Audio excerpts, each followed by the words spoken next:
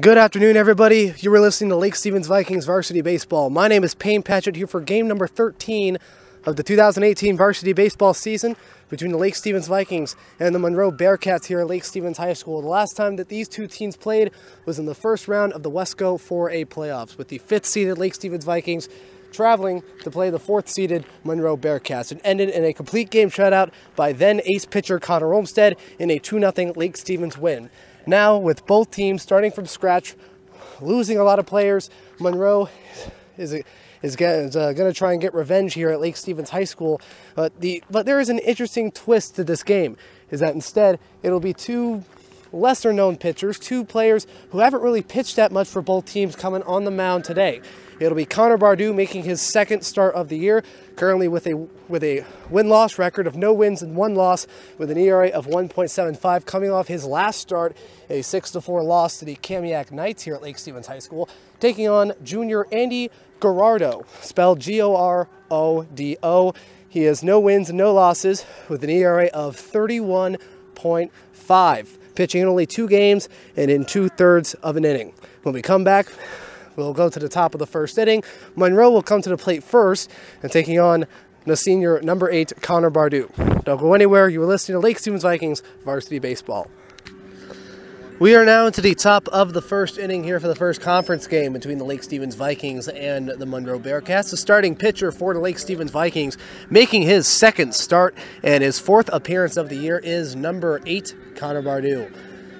Coming into this game, no wins and 1 loss, with an ERA of 1.75, facing off against the starting third baseman, Grant Davis. First pitch, a strike one looking, fastball right down the middle. Connor Bardou has thrown 4 innings this season, allowing 6 hits, 1 earned run, walking 7 and striking out 3. The 0-1 outside, ball 1.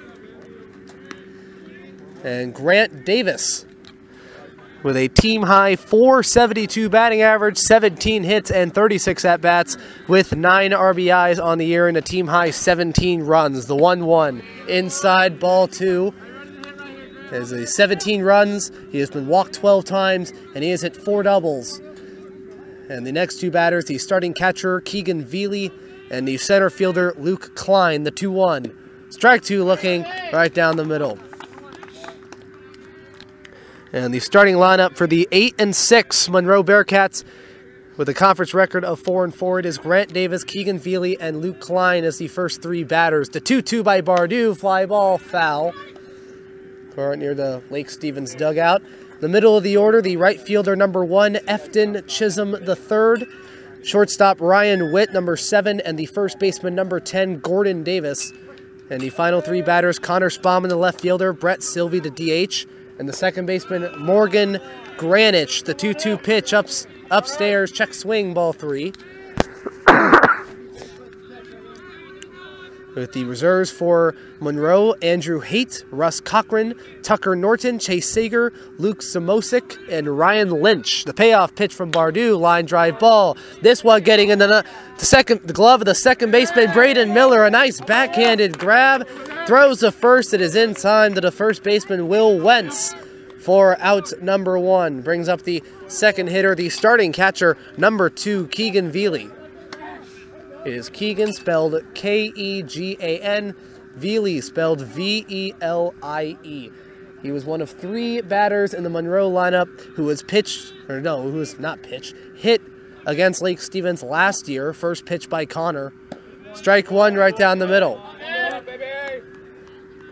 The other batters being Luke Klein and Ryan Witt. Keegan Veely with a .389 batting average, 14 hits, and 36 at-bats with 11 RBIs. The 0-2 line drive ball. That one barely getting foul, getting past the third baseman, Tate Brust, as it rolls past the third base line, an 0-2 count.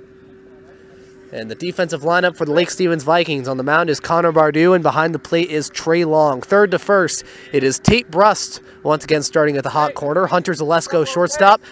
Braden Miller at second base and Will Wentz at first base. On the outfield is Ben Pizer, Christian LaPierre, and Tanner Lynn. The 0-2 upstairs, ball 1 for a 1-2 count. And Theron Perkins will be the designated hitter. The second straight game where he's played as the DH.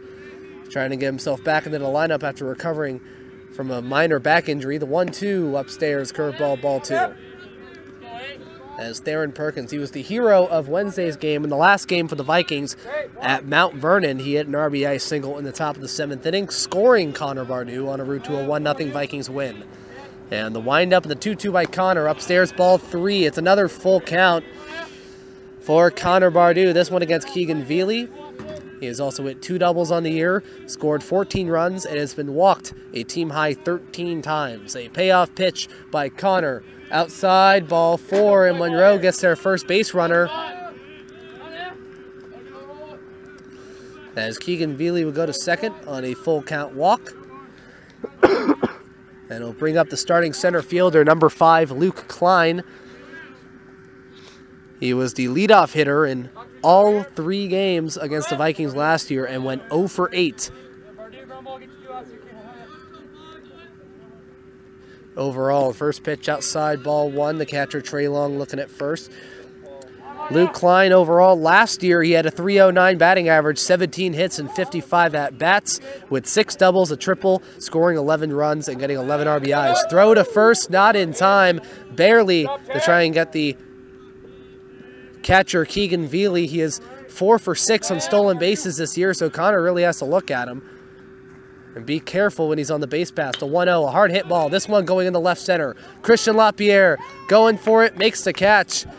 As he moves to his right a little bit and he goes into left center field. It'll be the second out of the top of the first inning. Brings up the cleanup hitter, the right fielder, number 1, the sophomore Efton Chisholm III.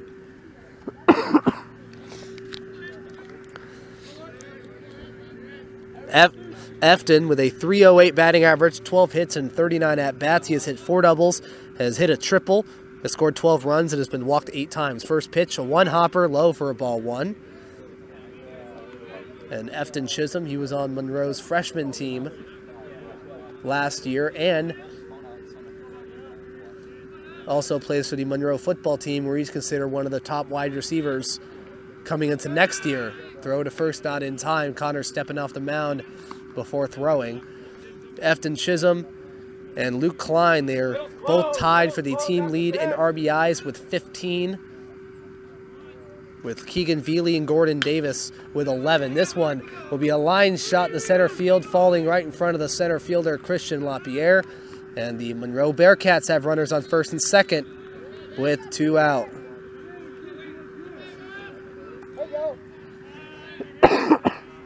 And now bring up the number 5 hitter, the starting shortstop, number 7, Ryan Witt. Another returning player from last year's Monroe Bearcat team. He comes in with a .317 batting average with 13 hits and 41 at-bats. A huge improvement from last season. First pitch, a strike 1 looking. Last year, he had a .174 batting average with 4 hits and 23 at-bats with 5 runs and 2 RBIs. He was mainly used as a pitcher, but now is getting more into the hitting role this year with his batting average way better than last season. The 0-1, a 1-hopper to Trey, runner stay. Also has scored 7 runs, has hit 3 doubles, has hit 2 triples, and has been walked 6 times. He is 3 for 3 on stolen bases this year as well. Also has had 1 official at-bat from last year, and that was in the playoff game where he had a single, the 1-1. Hard hit ball, this one landing in the left center field. Veely is running around third base. Will he score? Yes, he will. The throw cut off by the first baseman, Will Wentz, and Monroe will strike first on an RBI single by Ryan Witt to center field.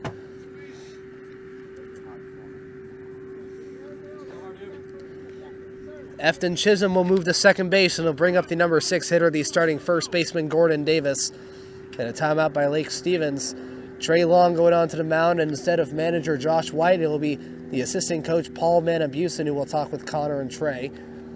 And Gordon Davis coming into this game, a .316 batting average, 12 hits and 38 at-bats with 11 RBIs for the starting first baseman. Scoring 5 runs and walking 3 times. As Gordon Davis also last year, he had a .154 batting average where he was 2 hits and 13 at-bats with 3 RBIs on the year. So he had some effort. He was a part of the onslaught that Monroe had last year a little bit, but now has a way bigger role coming into this season, and especially in this conference season, as Monroe suffering through a 4-game losing streak right now. Connor looking over at second base in the windup and the throw. Strike one looking. And the Monroe Bearcats, they were considered during the non-conference play one of the hottest teams in the state of Washington, but when they got in the conference play, that's when reality hit them. They won their first 4 games against Monroe and Kamiak and then lost their last 4. And the 0-1 pitch inside, ball 1. They beat Mariner and Kamiak by scoring 10 or more runs in 3 of the 4 games, and then got swept by Mount Vernon, which came as a shock to the entire conference, and then was swept by Cascade. This one a short fly ball going into right center field, and it is caught by the center fielder Christian Lapierre for the 3rd out. 1 run on 2 hits, no errors, and 2 runners left on. Monroe strikes first on an RBI single by Ryan Witt. Now it is Lake Stevens' turn to see if they can get anything off of Monroe's starting pitcher, number 17, Andy Gerardo, who is coming into this game has not pitched a full inning this season for Monroe. Faced off against the first 3 batters, Ben Pizer, the designated hitter Theron Perkins, and Connor Bardou. As they will be the first 3 batters, as Trey Long, the normal 2 hitter, will move into the cleanup spot. Going into the bottom of the first inning, Monroe 1, Lake Stevens coming up. And we are now back into the bottom of the first inning. Monroe strikes first and leads 1-0 over the Lake Stevens Vikings as they'll come off the bat for the first time this afternoon here in the bottom of the first inning. The starting pitcher for the Monroe Bearcats making his first varsity start is number 17, Andy Gerardo, facing off against Ben Pizer. First pitch, upstairs, ball 1. Andy Gerardo, no wins and no losses. He has an ERA of 31.5 this season. The 1-0. Strike 1 looking, hitting the bottom part of the strike zone. He has pitched in 2 games. This is his first start. He has only thrown 2/3 of an inning overall this year. The 1-2, a fly ball that goes out for a foul behind the fence and hitting the side of the athletic building. Hitting the side of the athletic building for a 1-2 count. And the 1-2 pitch by Gerardo outside and upstairs for a ball 1. In 2/3 of an inning, he's allowed 3 hits, has allowed 3 earned runs, has walked 2 batters, and has struck out no one. 2 balls and 2 strikes. Gerardo. Ground ball. This one going to the second baseman, Morgan Granich, who throws it to the first baseman, Gordon Davis, for the first out of the bottom of the first inning. And he'll bring up the number 2 hitter at the designated hitter spot is number 6, Theron Perkins. He had some success back on Wednesday, April 18th, at the designated hitter spot in the 6th hole when he went 2 for 3 with 2 singles, including the RBI single. First pitch, foul ball. This one going behind the Lake Stevens bleachers for an 0-1 count. Theron Perkins with a .381 batting average. His batting average went up from .333 to .381 because he went 2 for 3. He is 8 for 21 this year. And the 0-1 pitch, this one,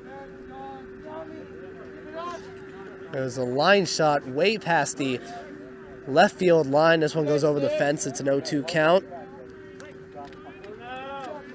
for Gerardo against Theron Perkins. He gets a sign from the catcher Keegan Veely. The 0-2 pitch, check swing. And a strike 3 called. Andy Gerardo, his first varsity strikeout, is a strikeout looking to the designated hitter Theron Perkins in the bottom of the first inning. Brings up the number 3 hitter and Gerardo's counterpart, number 8, Connor Bardou, hitting a team-high .455 batting average. First pitch upstairs for a ball 1. And Connor Bardou, he has hit the team's only home run for the Lake Stevens Vikings. He also hit the team's only home run last year when he hit a solo shot against Monroe at Monroe High School last year. And the 1-0 pitch, a 1-hopper that gets past the catcher Keegan Veely, 2-0 count. And defensively for the Monroe Bearcats on the mound is Andy Gerardo, and behind the plate is Keegan Veely. On the infield starting at third base is Grant Davis, the 2-0 fly ball. This one going in the right field. Back goes the right fielder Chisholm, who is right near the foul line, and it will fall in fair territory. And Connor Bardou will get to second base, and it'll be an awkward slide to second as Connor Bardou is squirming on the ground as he It looked like he injured his left shoulder sliding in the second base. He barely got there safely.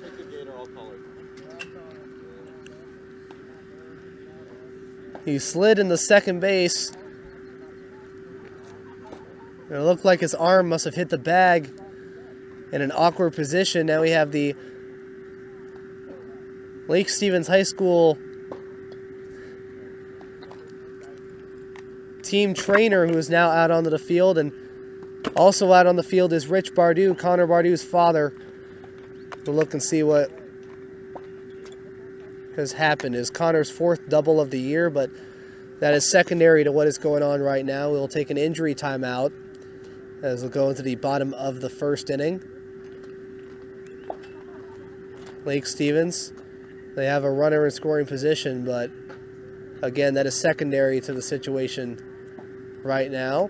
Monroe leading Lake Stevens 1-0. We'll give you an update on what happens and what will happen in the next few coming minutes. 1-0 Monroe, bottom of the 1st, 2 outs, runners on 2nd. And we are now back into the bottom of the 1st inning. Monroe trailing Lake Stevens by the score of 1-0, and we're recovering from an instance of where Connor Bardou suffered an injury sliding in the second base. The first pitch to Trey Long will go in the short right field, and it is caught by the second baseman Morgan Granich. And it will end the threat immediately, and it will end the 1st inning. It'll be no outs, or no outs, no runs, 1 hit, no errors, and 1 runner left on. And looks like Josh White's already has to go to his relief pitching, as he's going to go to number 10, Jacob Wardla, already in the top of the 2nd inning. He'll face off against the bottom 3 hitters of Connor Spaulding, Brett Sylvie, and Morgan Granich. But before we go to a break, we want to give you an update on Connor Bardou. He has left the field with help of the Lake Stevens trainer. And our best assumptions now, we have no word yet, but our best assumptions now, he's look like that he has jammed his left shoulder into the second base bag. They were holding his left arm. And it was just announced that they're going to put him in a sling, and he is going to be done for the day. There's no word on what lasting impact that it'll have on the team, or how the team will mentally respond to this in the coming days, or in the rest of this coming game, for that matter. But I guess we just have to wait and see. We'll be right back for the top of the 2nd inning. Monroe leading Lake Stevens 1-0. And we are now back into the top of the 2nd inning. Monroe leading Lake Stevens by the score of 1-0, and they already have to go to their relief pitching. They'll have to go to number 10, Jacob Wardla, who will face off against Connor Spaulding. First pitch, a strike 1 looking. Jacob Wardla, in his 6th appearance this year, no wins and no losses, with an ERA of 2.30. Just 2.30. The 0-1 by Jacob. Outside, ball 1. As in 6 1/3 innings, he has allowed 4 hits. He has walked 3 batters. He's allowed 2 earned runs while striking out 3. And Wardla, the windup, and getting the sign from Trey. Fly ball. This one going in the left center field. This one going to the center fielder, Christian LaPierre, who catches it for the 1st out. And it'll bring up the number 8 hitter, Brett Sylvie, the designated hitter.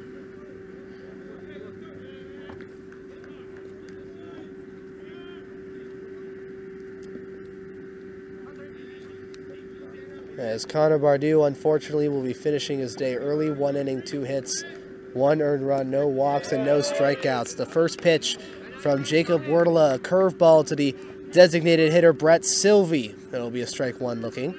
Brett Sylvie with a 174 batting average, 4 hits and 23 at-bats. He has scored 7 runs and has walked 7 times. Swing and a miss.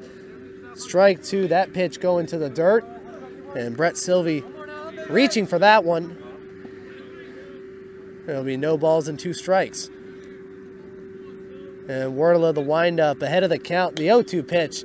This one will be a reaching fly ball to left field, to the left fielder, Ben Pizer, who will be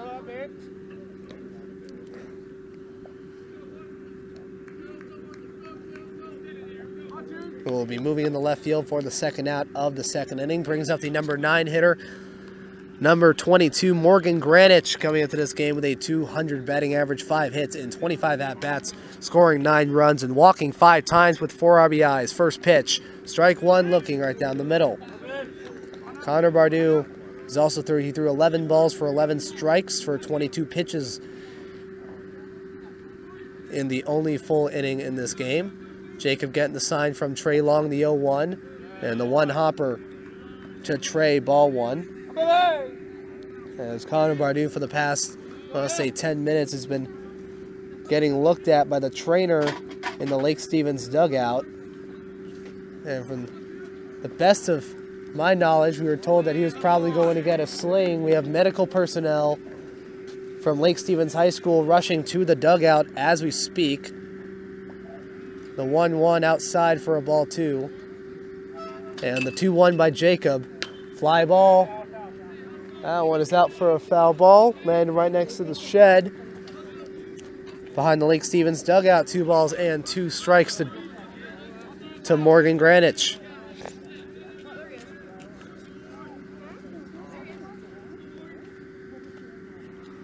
And the 2-2 pitch, Jacob ahead of the count. The one hopper to Trey. That one hitting the backstop for a ball 3. Here we go, honey.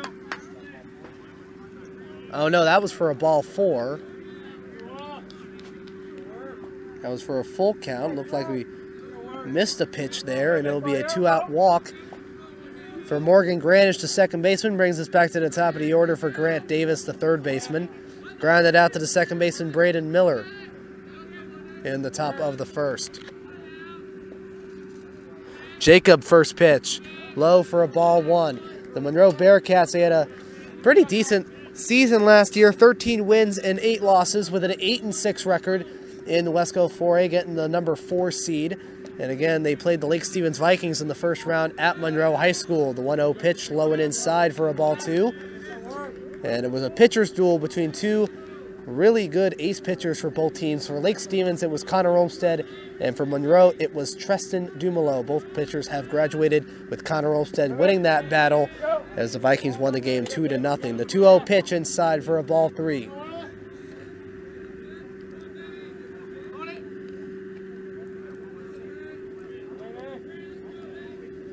And Jacob behind on the count, the 3-0 pitch. The strike one right down the middle.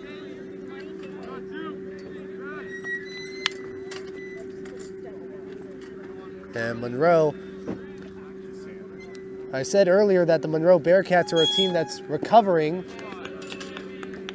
as again they have lost 10 players from last year's Monroe Bearcats team. The 3-1 pitch, low for a ball 4, and once again the Bearcats have runners on first and second with 2 Monroe Bearcats batters out. Brings up Keegan Veely, who was walked with a full count back in the top of the first inning. Time out by Lake Stevens. Trey goes up to the mound to talk to Jacob Wardla.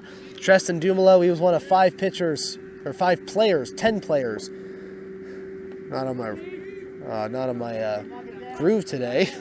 As one of 10 players who graduated, who was on the Bearcats team last year. Jacob Wardla looking over at second base towards Morgan Granich. First pitch, low for a ball 1. As there were other players such as Jack Langston, who was a pretty good first baseman. Justin Foles, he was one of the best shortstops. He was one of the best infielders in Wesco. Could easily make an argument of him being one of the best infielders in the state. And he left to play for, what was it, Washington State. And the 1-0 pitch, a strike one looking to the catcher Veely. Blake Bingham, pretty good outfielder. He could play in many different positions. There was the Pino brothers. There was Eric Pino, the starting catcher, and Brian Pino, who normally played second base. The 1-1. And inside for a ball 2. A close pitch there by the junior southpaw Jacob Wardla. It was Connor Rasinger, who was used as a reserve mostly for Monroe. J.D. Merwin, who was seen as a center fielder, and T.J. Truin, who was used as a third baseman. The 2-1, low for a ball 3.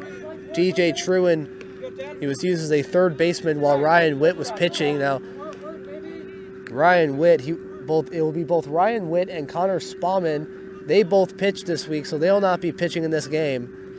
with Witt pitching on Tuesday at home against Cascade, losing in a pitcher's duel to Brock Gillis. The 3-1 ground ball. This one going to Hunter Zalesko, and it gets off his leg, and Monroe has the bases loaded with 2 out. It'll be an error on the shortstop, Hunter Zalesko. It gets past his glove, and it'll hit the leg of Zalesko, who tries fielding the ball, and it'll be the bases loaded. And it'll bring up the number 3 hitter, Luke Klein, who flew out to the center fielder, Christian LaPierre, for the second out of the first inning on a 1-0 pitch.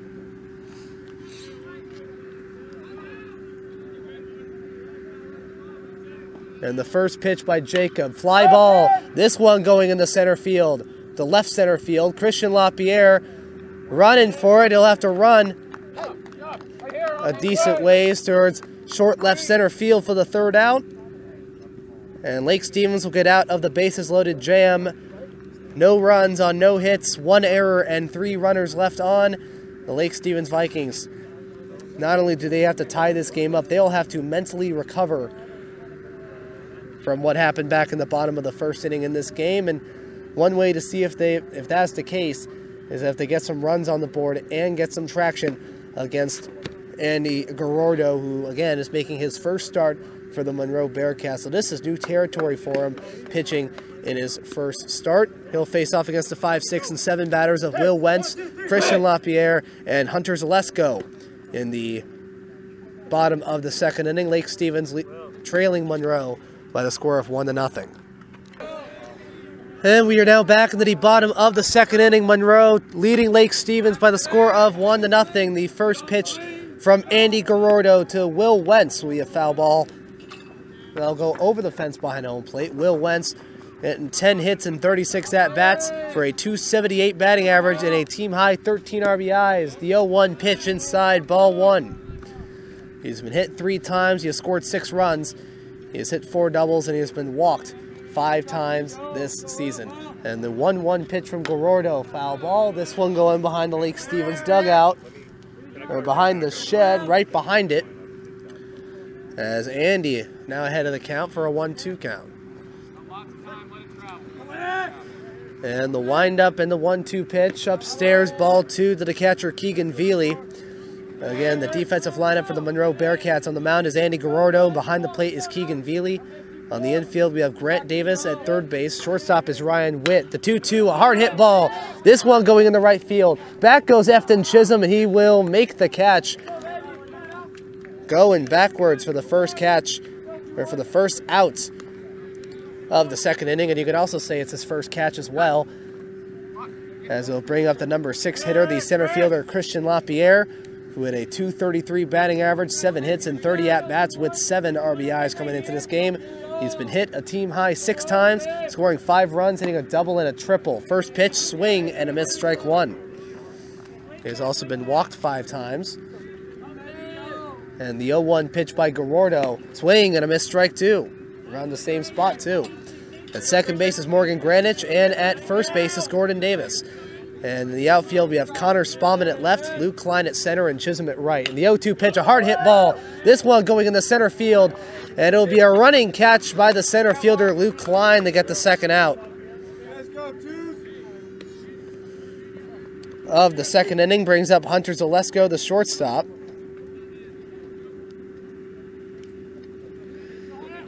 And Garordo didn't have a pretty bad first inning on his first start. 4 balls for 8 strikes and 12 pitches, allowing no runs on 1 hit, no errors, and 1 runner left on. First pitch, it'll be a fair ball as it'll fall right in front of home plate, and it'll be picked up by the catcher, Keegan Veely, who will throw to first on the first pitch. And it'll be a 1-2-3 2nd inning as Monroe still has a 1-0 lead as we go into the top of the 3rd inning. No runs, no hits, no errors, and nobody left on. Jacob Wardle back on the mound, facing off against the middle 3 hitters of Efton Chisholm, Ryan Witt, and Gordon Davis. 1-0 Monroe. And we are now back into the top of the 3rd inning. Monroe leads Lake Stevens 1-0. The first pitch from Jacob Wardle to Efton Chisholm will be a strike 1 looking. He hit a 1-0 pitch into right center field for the first hit for the Monroe Bearcats. Check swing, low for a ball 1. And before we mention anything else about this game, we also want to announce that Connor Bardew, he has officially left this game along with his family with a sling in his left arm. And the 1-1, a hard hit ball. This one going into left field and a running catch by the left fielder Ben Pizer for the first out of the third inning, running to his right for a few steps. And it took a couple of seconds for that ball to get into his glove for the first out of the third inning. And it'll bring up the shortstop, number 7, Ryan Witt. Hit an RBI single on a 1-1 pitch, scoring Veely from second. And scoring so far the only run in this game for both teams. And the first pitch from Jacob Wardla upstairs for a ball 1. There's currently more activity warming up in the bullpen for the Lake Stevens Vikings. Number 13, Alec Ibachuan, the senior, will be warming up in the bullpen. The 1-0, a strike one looking. This one hitting the bottom part of the strike zone.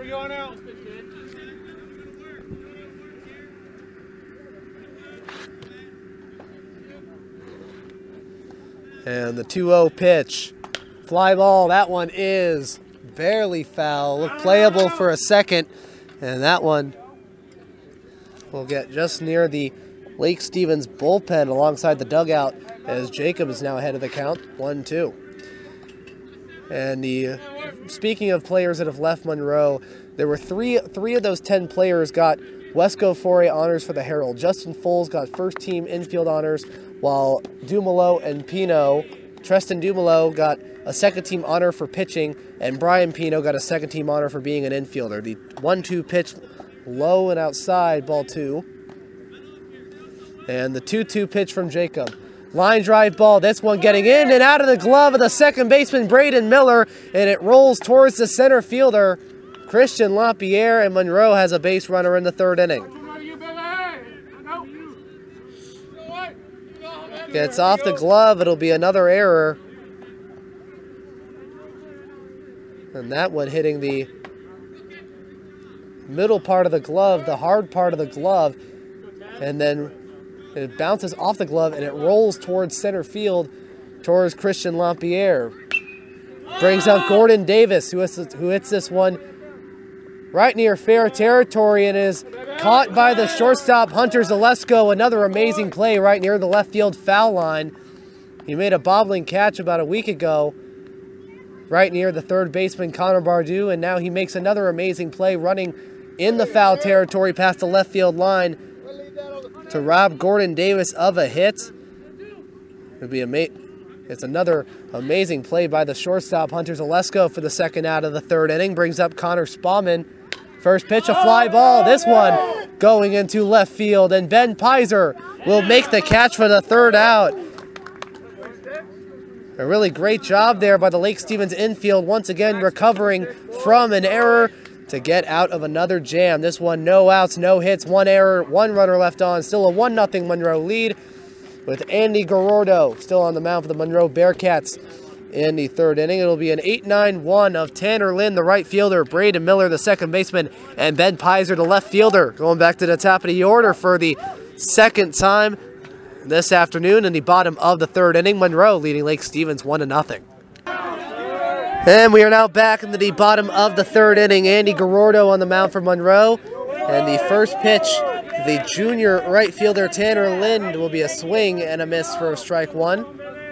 Tanner coming in with a 167 batting average, 5 hits and 20 at-bats, scoring 5 runs and getting a 2-bagger. That's an 0-1 pitch, a ground ball going straight to the Lake Stevens dugout, no 2 count. Andy Garordo, he had a pretty decent first inning. He had a way better second inning, 2 balls for 7 strikes and 9 pitches for a total of 6 balls, 15 strikes and 21 pitches total. And the 0-2 pitch, that will be a foul. And that one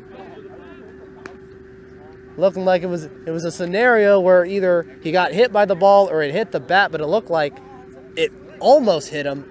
And will end up hitting the bat for a foul ball as it rolls towards the Monroe dugout. The 0-2 pitch, another foul. This one going on top of the athletic building, right behind the Monroe dugout along the third base side. No balls and 2 strikes. And the 0-2 pitch by Garordo. Ground ball. This one getting past the glove of the second baseman, Morgan Granich, and Tanner Lind has a leadoff single.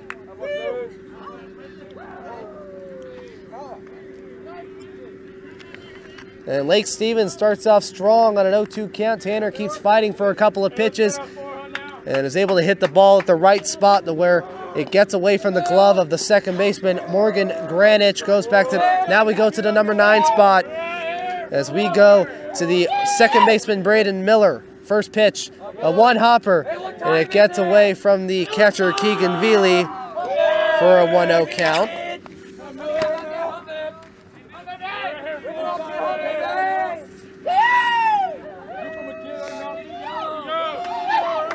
And the 1-0, Tanner, runner goes, a hard hit ball. This one going in the right field. Tanner's going to try and race back to first. Chisholm makes the catch and is not able to get Tanner Lind out at first base for the first out. We now go back into the top of the order for the first time around. That is for the second time around this afternoon. And that'll be the left fielder, Ben Pizer, who grounded out to the second baseman, Morgan Granich. And a timeout by Monroe. Keegan Veely going to the mound to talk to the pitcher, Andy Gerardo. We also want to announce that in the 3 spot, as of right now, pinch hitting for Connor Bardu will be number 10, Jacob Wardela, who is 0 for 2 this year in hitting.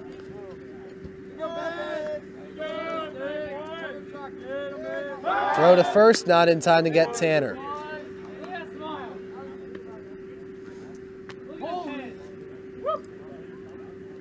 And Monroe, they are one of a couple of teams that have been Lake Stevens, like one of Lake Stevens' serious rivals for a while. Throw to first, not in time to get Tanner. They started off, since 2012, this series between Lake Stevens and Monroe has been dominated by Lake Stevens all across the map, with Monroe getting a couple of wins here and there.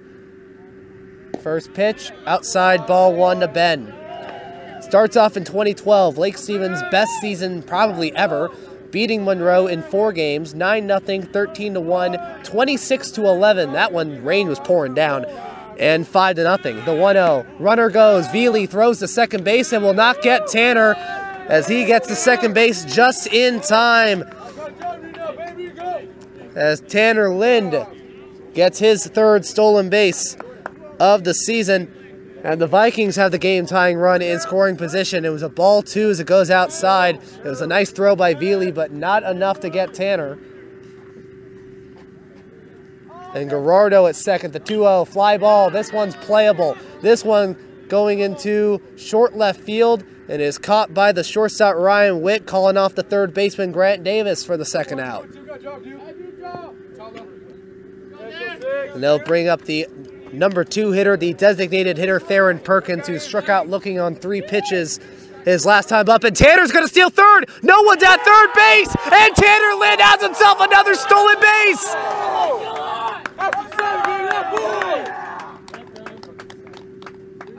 Tanner Lind, he saw that no one was covering third, and that the pitcher, Andy Gerardo, he caught him off guard. And Tanner Lind now with stolen base number 4 on the year. And the tying run is 90 feet away.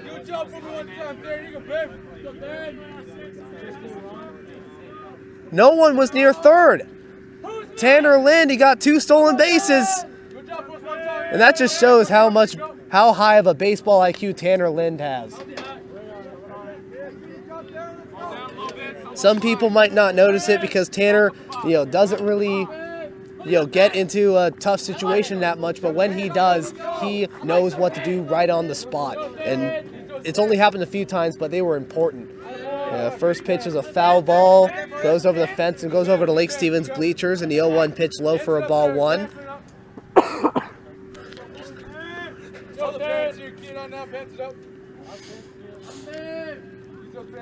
And the 1-1 by Gerardo. Strike 2 looking. That one hitting the bottom part of the strike zone. And Andy now head of the count. And Monroe, they didn't get their first win until the final game of 2013 when they beat them 6-1. And the 1-2 pitch low for a ball 2. As in the 4 games in 2013, it was Lake Stevens 5-2, 3-0, and 4-1. with Monroe beating them in the final game 6-1. In the 2-2, chopper, this one going into third, fielded by Grant Davis, who throws to first and gets him in time, and it will end the third inning, and it will end the threat. It'll be no runs on one hit, no errors, and one runner left on. Lake Stevens getting into the mind of Andy Garordo there, getting him with the base hit, and then getting to his mental state a little bit with the stolen base from second to third from Tanner Lynn, but it is not enough in this inning, as Jacob Wardela will come back onto the mound in the top of the fourth inning, facing off against the 8-9 and 1 hitters, Brett Sylvie, Morgan Granich, and Grant Davis. Still a 1-0 Monroe lead. And we are now back into the top of the fourth inning. Monroe leading Lake Stevens 1-0. Jacob Wardela back on the mound as he'll face off against the designated hitter Brett Sylvie, who hit an 0-2 pitch to left field. First pitch low for a ball 1. And Jacob Wardela had a pretty good third inning with 3 balls and 7 strikes for 10 pitches. And the 1-0 pitch low for a ball 2 for a 2-0 count. For a total of 26 balls. Oh no, not 26 balls. I am counting the wrong thing. And the 2-0 pitch, a strike 1 looking. This will be 15 balls, 18 strikes for 33 pitches. With no runs, no hits, 1 error, and 1 runner left on for a total of 1 run, 2 hits, 2 errors, and 6 runners left on. The 2-1 pitch, a chopper to the third baseman, Tate Brust, who will throw to the first baseman, Will Wentz, just in time for the first out of the fourth inning. Brings up the number 9 hitter, Morgan Granich, as he got on base back in the second inning on a full count walk and was stranded at third base.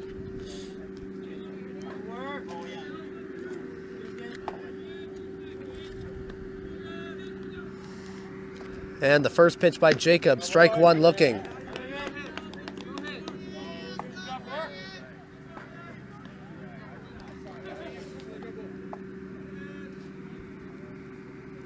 And the 0-1 by Jacob Wardela.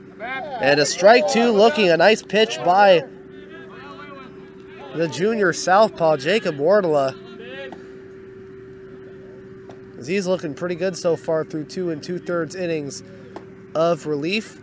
The 0-2 pitch, or 2 1/3 innings of relief, and the 0-2 pitch, swing and a miss, strike 3. Trey Long drops the baseball, tags Granish. It is a huge strikeout for Jacob Wardela, his first of the afternoon. And it'll bring us back to the top of the order to the third baseman, Grant Davis.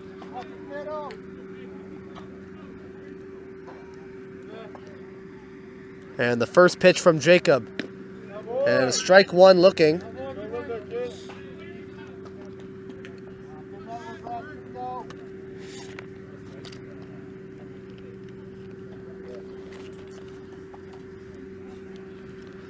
And the 0-1 by Jacob Wardela outside for a ball 1.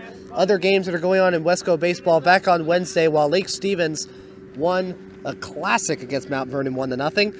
There were also a few other games that were pretty good too. Glacier Peak, they swept Kamiak 6-1, bringing them down to 10 losses. And the 1-1 pitch upstairs for a ball 2.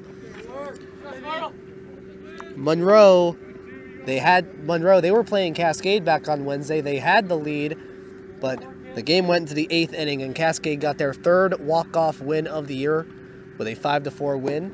And a 2-1 pitch, a strike 2 looking. As at Cascade High School, you could say that game at both teams in Monroe had a case of the endless 8s. Not a really good one.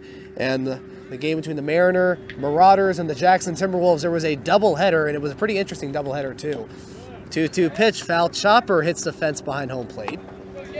As the first game was on 3/15, where Jackson beat Mariner by, get this, 26-1. 26-1. In the second game, that wasn't as good either, as Jackson beat Mariner by the score of 11-1, outscoring them 37-2. The 2-2 pitch, upstairs, ball 3, a full count.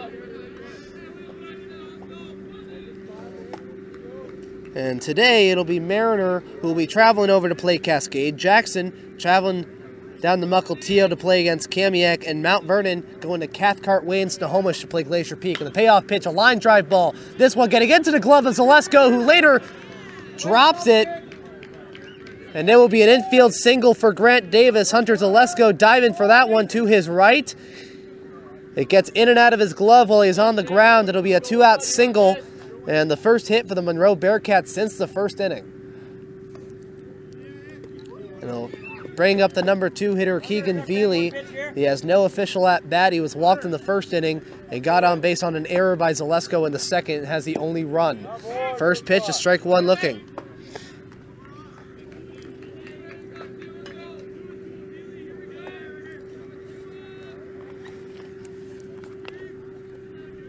Throw to first, not in time to get Grant Davis. Another thing that this point in the year, I haven't really talked about it that much. I think I've talked about it a couple of times, but at this point in the year, we should really look at this a lot, and that is the West Coast standings.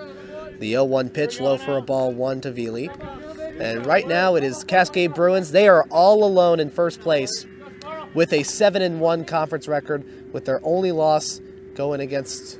Yeah, it's going against Jackson, the 1-1. Strike, throw to first, not in time for a 1-2 count. And there are 3 teams that are tied for second place in the West Coast standings. And that is Mount Vernon, Jackson, and Glacier Peak. And they are all tied with a 5-3 record. And this one a fly ball, this one going in the left field. This will fall in foul territory in the left field line for a 1-2 count. Jackson, Mount Vernon, and Glacier Peak, they are all tied for second place for the number 2, 3, and 4 seeds. They all have a 5-3 conference record. And both Lake Stevens and Monroe have the final 2 playoff seeds. They are both tied with a 4-4 conference record in the on 500. This one playable in foul territory. The 1-2, a 1-2 count. Will Wentz looked like he had it. Looked like his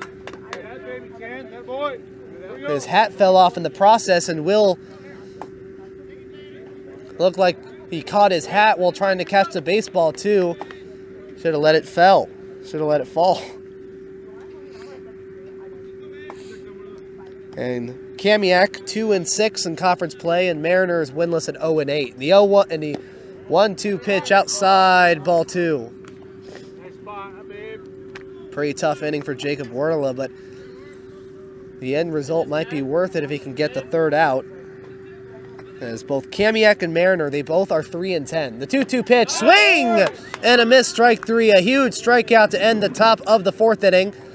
No runs on 1 hit, no errors, and 1 runner left on. Is still a 1-0 Monroe lead over Lake Stevens. A great job by Jacob Wordla as he throws 3 innings of relief, allowing only 1 hit, no runs. Andy Gerardo back on the mound. He'll come in the bottom of the 4th inning. It'll be Jacob Wordla, Trey Long, and Will Wentz in the 3, 4, and 5 spots in the bottom of the 4th inning. Monroe still leading 1-0. And we are now back into the bottom of the 4th inning. Monroe leading Lake Stevens by the score of 1-0. And hitting for Connor Bardou will be number 10, Jacob Wordla. First pitch, a foul ball. This one going on top of the athletic building right behind the Monroe bleachers. Jacob Wordla, he is hitting for Connor Bardou after he suffered that horrific injury to his left shoulder back in the bottom of the 1st. The 0-1 pitch upstairs and outside for a ball 1. And Jacob Wordla, he's only had 2 at-bats this year, and he's 0 for 2. And the 1-1 pitch, a foul ball, hits the fence for a 1-2 count. As Jacob Wordla, he is 0 for 2. He has been walked once, he has been hit once, and he has scored a run for Lake Stevens. And the 1-2 pitch. Hard hit ball, this one going into center field.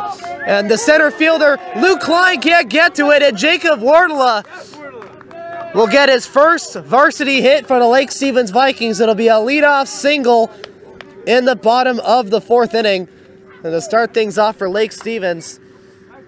And pinch running for Wordla will be Bryce Mefford. He was pinch running for Connor Bardou as he was at second base. Wasn't able to say it though because Trey Long got on a fly ball on the first pitch he saw when play resumed.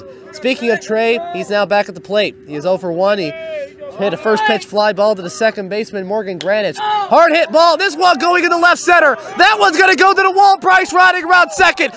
Bryce is riding around third. He's getting the wave home. Bryce is going to score from home plate. The throw home is not in time. Bryce is safe. Trey goes to third. It's an RBI single, and it's a tie ball game.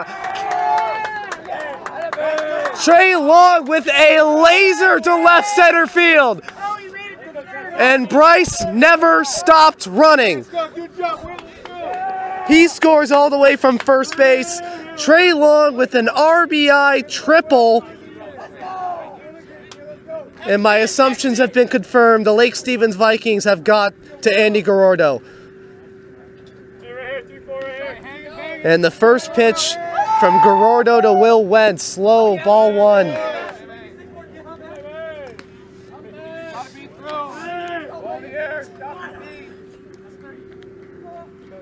And Monroe, they're already getting someone in the bullpen, and that's Ryan Lynch, their freshman.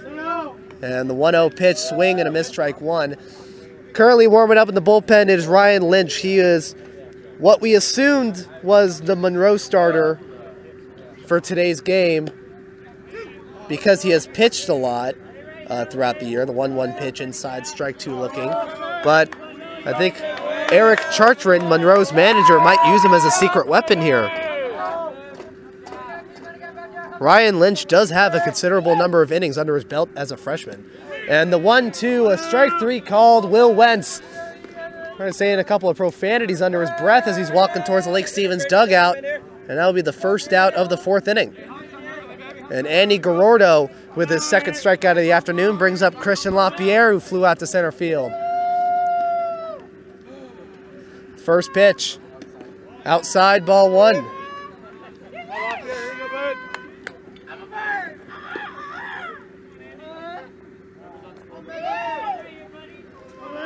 And the 1-0 pitch, outside, ball two. Keegan Veely looking at Trey at third.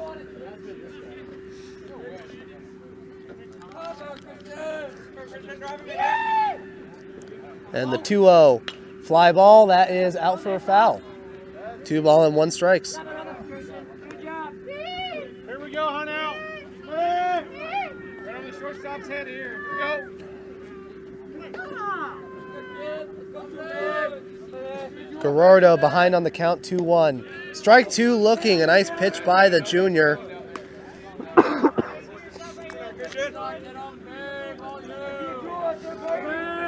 And Lake Stevens with a chance to get their first lead of the game. The 2-2 fly ball, that one. It's a short fly ball going into left field. Connor Spauldman, he is already there in short left field for the second out of the fourth inning.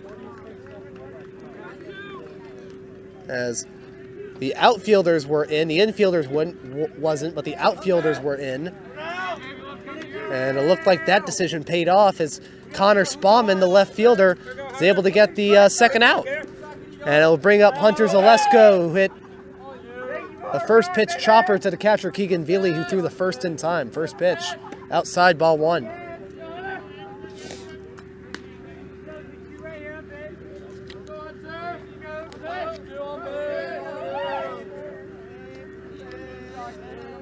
And the 1-0, foul ball. This one hitting the fence behind home plate. Looks like it hit the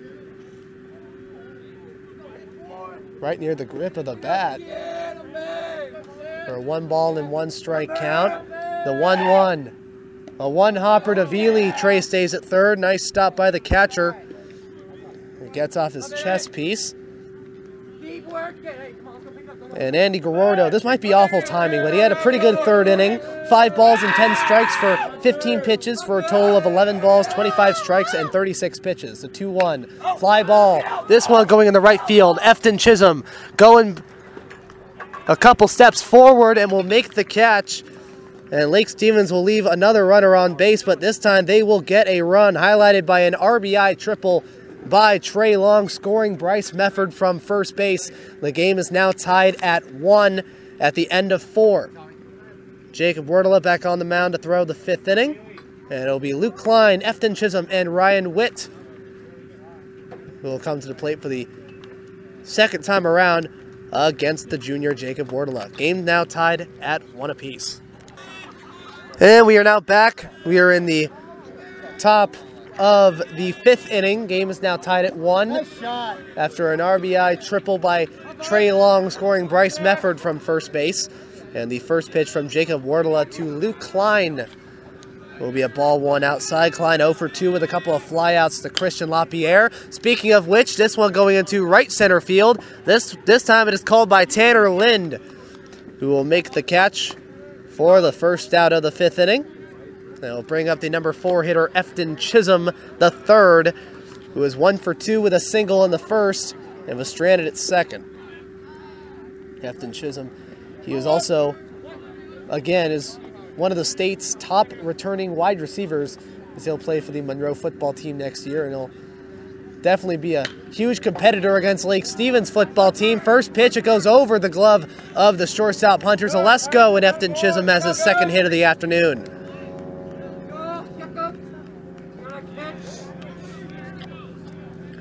And the sophomore is the game-leading run here in the top of the 5th. Brings up Ryan Witt, who hit an RBI single in the first and got on base on an error by Braden Miller in the third.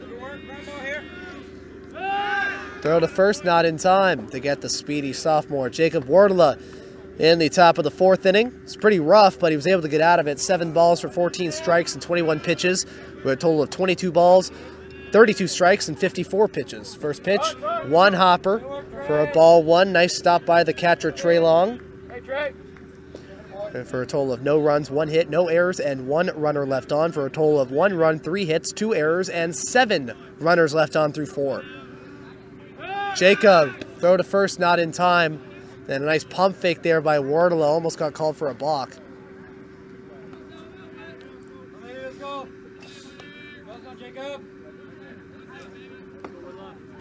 And Jacob, the 1-0, upstairs for a ball 2.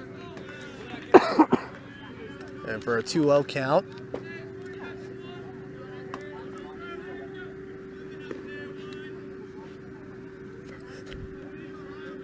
And the 2-0 by Jacob, strike 1 looking. That's the rhythm and the theme that we are seeing here with Jacob Wardla, is that there will be a few at-bats where he will not get the rhythm immediately, but when he does, he will never let it go. Throw to first, not in time. And he will never let go of that rhythm, and he will get the guy out. Throw to first, not in time. Jacob throwing the first base to try and get Efton Chisholm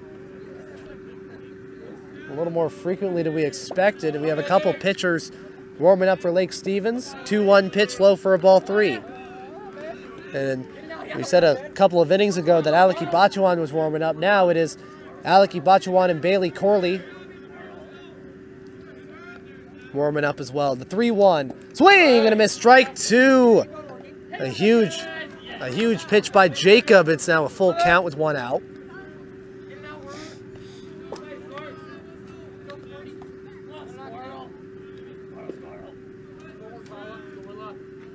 And Jacob, the payoff pitch. Swing and a miss, strike 3. That is a huge strikeout by Jacob Wardla. Another huge one. He got one for the second out in the 4th inning against a 9-hitter Morgan Granich, and he now has his 3rd strikeout of the afternoon. And it'll bring up the first baseman, number 10, Gordon Davis. And the first pitch from Jacob Wardla, ground ball. This one going to Braden Miller, the second baseman, who casually tosses it to the first baseman, Will Wentz. And it will end the top of the 5th. Jacob Wardla with 4 scoreless innings in relief. No runs, 1 hit, no errors, and 1 runner left on is the game. And still tied at 1, as Monroe will bring in their freshman, number 11, Ryan Lynch, in the bottom of the 5th inning. Game tied at 1, as Lynch will face off against Tanner Lynn, Brandon Miller, and Ben Pizer. And we are now back into the bottom of the 5th inning. The game between Lake Stevens and Monroe tied at 1 run apiece, and Monroe has a new pitcher on the hill, and it is number 11, Ryan Lynch, who in Lake Stevens' side we all thought was going to be the starting pitcher for Monroe because of how much he has pitched, but now he is pitching in relief, and he'll face off against Tanner Lind, who hit an 0-2 pitch to right field. Strike one looking for the first pitch. Ryan Lynch, he has 2 wins and 2 losses with an ERA of 1.36. He has thrown 25 2/3 innings in 7 games. And the 0-1, a hard hit ball. This one once again going into right field, and Tanner Lind 2 for 2. And Lake Stevens has a leadoff single. I'll bring up the 9-hitter Brandon Miller, who flew out to the right fielder Efton Chisholm for the first out of the 3rd inning. Here you go, Miller. Go, Miller. Go, 4. And Lynch looking over at first base. Throw to first, not in time to get Tanner. There's a close play at first, and the dugout from the Monroe Bearcats thought he was out. Is Ryan Lynch, 25 2/3, 16 hits, has allowed 5 earned runs, has walked 13 batters, and has struck out 23 batters. First pitch, foul ball, hits the fence, goes over the fence for a 0-1 count. For Andy Garordo, he'll get a no decision. Both Connor Bardew and Andy Garordo will both get a no decision, as he has thrown 4 innings, 4 hits, 1 earned run, no walks, and has struck out 2 batters on 64 pitches. Throw to first, not in time. Ryan Lynch with a quick release time from the mound to first base, and giving Tanner Lind a run for his money here, literally. And the 0-1, runner goes inside. Veely, the throw to second is not in time. And have a day, Tanner Lind on the base paths, 3 stolen bases.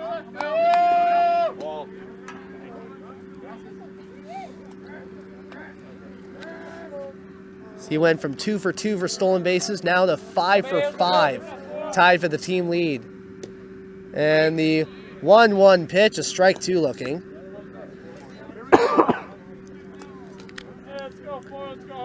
As Lake Stevens now has the game-leading run in scoring position here in the bottom of the 5th. Lynch looking over at second base. And the 1-2. And this will hit Miller. It will hit Miller. It looks like it'll hit him on the left arm. And he'll go to first base, and Lake Stevens has runners on first and second. On base. Their first 2 batters get on base for the 2nd consecutive inning. The infield is in. Or both Grant and Gordon Davis, they're both in. The 3rd baseman and the 1st baseman. As Ben Pizer comes to the plate. First pitch, foul ball. It's the fence above the backstop for a 0-1 count. And the next 5 games for the Lake Stevens Vikings will be playing on April 24th here at Monroe High School for the final conference game.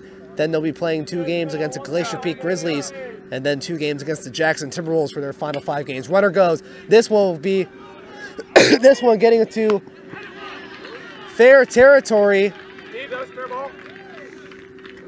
This one barely getting in the fair territory. It was fielded by the 3rd baseman Grant Davis, who touches the bag. Tanner is out and makes a long throw to first to get Ben Pizer out at first base, as it was a reaching hit, and it'll be a double play. And Lake Stevens, they have a runner on second base for Theron Perkins, who is 0 for 2 with a strikeout and a ground out. Brandon Miller at second base, as he was left unscathed and was the only survivor after that onslaught. The first pitch, swing and a miss, strike 1.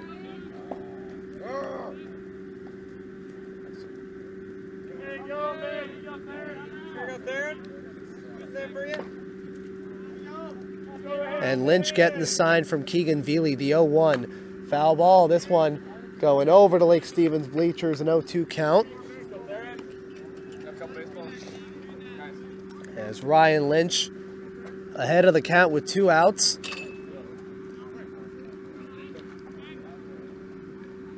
Gives a pretty good strikeout to walk ratio, 13 walks to 23 strikeouts, and the 0-2 pitch, a fly ball. This one going in the center field to the center fielder Luke Klein, who will make the catch, and it will end the 5th inning. And through unique circumstances, Monroe is able to get out of the bottom of the 5th inning. It'll be no runs on 1 hit, no errors, and 1 runner left on. It is still tied at 1. As what looks like it'll be a new pitcher for the Lake Stevens Vikings. It'll be number 25, Bailey Corley, Coming onto the mound in the top of the 6th inning, he'll face off against the bottom 3 hitters of Connor Spaulding, Brett Sylvie, and Morgan Granich. Game still tied at 1 between Lake Stevens and Monroe. And we are now back between Lake Stevens and Monroe. The game tied at 1. And Lake Stevens bringing in a new relief pitcher. It is number 25, Bailey Corley, facing off against number 8, Connor Spaulding, the left fielder. First pitch, a strike 1 looking. Bailey Corley coming into this game. He is his 4th appearance, no wins and no losses, with an ERA of 0. And the 0-1 pitch, a chopper. It'll hit the fence right next to the Lake Stevens dugout for an 0-2 count. Bailey Corley, 4th game. In 2 2/3 innings, he has allowed 4 hits, has walked 1 batter. He has struck out 2 and has allowed no earned runs. This will be a gap shot to right field. This one getting into the hole in right field on an 0-2 pitch, and Monroe gets a leadoff single in the top of the 6th inning. And it'll bring up the designated hitter Brett Sylvie, who was 0 for 2 in the afternoon. A fly out to the left fielder Ben Pizer, and a ground out to the third baseman Tate Brust. Be on the green, dude. Be on the green. And Jacob Wardla, 4 innings, 2 hits, no earned runs, no walks, and 2 strikeouts on 64 pitches. An amazing job by Jacob Wardla, throwing 4 scoreless innings of relief. First pitch, tries to bunt for it. The ball goes low for a ball 1, and Sylvie moves the bat out of the way just in time. 1-0 count.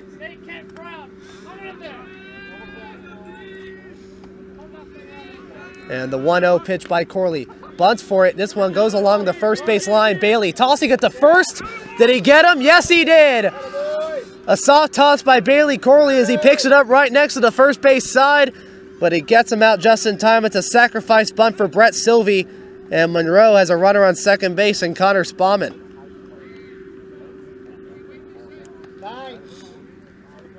Time out by Lake Stevens. Trey Long going onto the mound before he faces off against Morgan Granich, who is 0 for 1 with a walk and a strikeout.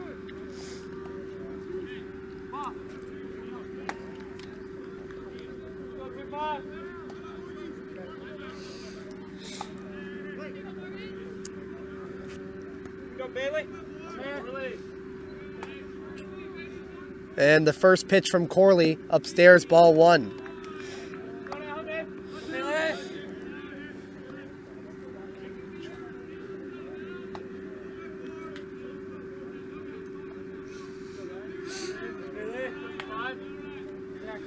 And Bailey looking over at second, the 1-0. Hard hit ball. No, not really a hard hit ball. No, that is a slow fly ball to the second baseman, Braden Miller. That's a force of habit that I'm saying hard hit ball. I think there's been people who have been listening to me extensively who have noticed that. Morgan Granich walking to the dugout, slamming his bat. And time out by Lake Stevens. Josh White going to the mound before he faces off against Grant Davis. Davis, he is 1 for 2 with a ground out to the second baseman Miller, who was walked in the 2nd inning and hit a single in the 4th inning, and it was the only base hit for the Bearcats in that inning off of Jacob Wardla. And for the Monroe Bearcats, their next 5 games are going to play against Lake Stevens at Monroe High School. They're going to play, it's practically just switch. Both opponents at Lake Stevens are going to play towards the end of the year. Lake Stevens, they're going to play Glacier Peak, then Jackson. Monroe, they're going to have to play Jackson and then Glacier Peak. On the 25th and 27th, they're going to play at Jackson and then versus Jackson. And then on April 30th, at home against Glacier Peak for the homecoming game. And then on May 1st, the final game will be at Glacier Peak High School against the Grizzlies. So really no difference whatsoever. Jackson, they're a pretty good team. Not as good as what people thought. People thought they were going to run away with the regular season title, but that clearly didn't happen. First pitch, ball 1 to the third baseman. And Glacier Peak, I've said this multiple times before, they are a guy who they're a team who I'm pretty sure has lost like 14 guys, and most of their entire lineup from that really good Glacier Peak team, and they're in a rebuilding phase, just like Lake Stevens. The 1-0, strike 1 looking from the junior Bailey Corley, the 1-1 count.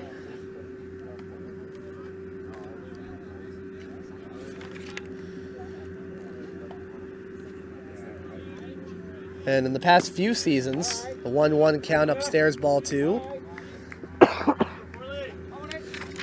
And the past couple of seasons, both these teams, they have played against each other in the postseason. The first instance was back in 2015 in another pitcher's duel between Monroe and Lake Stevens at Everett Memorial Stadium. The Vikings just lost in the West Coast Championship game, and they were playing in the West Coast second place game, the first time that the conference had that format.